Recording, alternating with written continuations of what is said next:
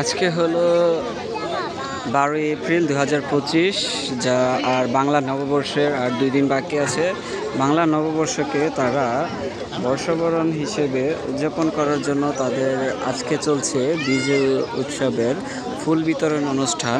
তো আজকে আমি আপনাদের সাথে যুক্ত হয়েছি রাঙামাটি জেলার মারি যে স্টেডিয়াম সেখানকার রাজবন বিহারের পূর্বঘাট থেকে। আমি আপনাদের সাথে আছি রায়হান শিশির।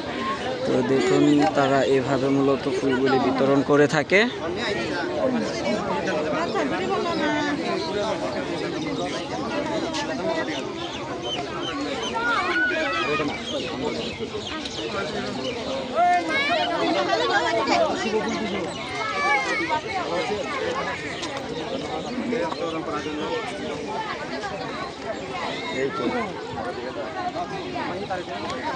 সবাইকে শুভ ফুল বিজু।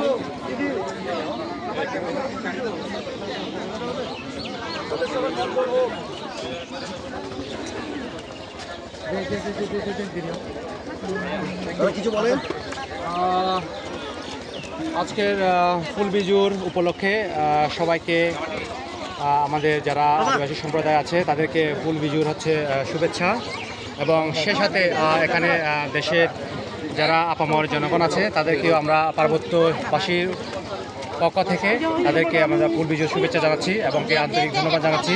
সে সাথে গভর্নমেন্টকেও আমি অসংখ্য ধন্যবাদ দিতে চাই, কারণ একদিন তিনি বৃদ্ধি করে আমাদের যে মূল বিজু উৎসব ওটার জন্য একদিন বরাদ্দ রেখেছেন, সেজন্য কৃতজ্ঞতা জানাচ্ছি।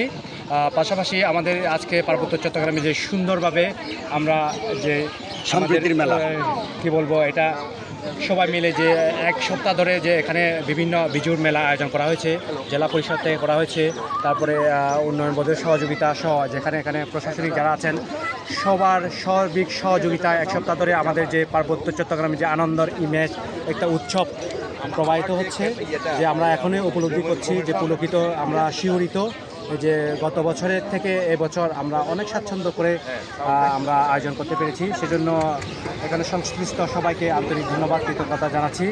আশা করি এই সম্প্রীতি আমাদের অটুট থাকবে, যাতে আমরা দেশের উন্নয়ন সমৃদ্ধির জন্য আমাদেরও যাতে পার্টিসিপেশন থাকে, সেজন্য যারা সরকারের পর্যায়ে আছেন তাদেরকেও আমরা আন্তরিকভাবে আহ্বান জানাবো এই জিনিসটা তাদের থেকে যাতে আসে, আমরা বাংলাদেশের যে সমৃদ্ধি যে সম্প্রীতি এই জিনিসটা যাতে থাকে, ধর্ম বর্ণ নির্বিশেষে সবাই একসাথে আমরা যাতে বাংলাদেশ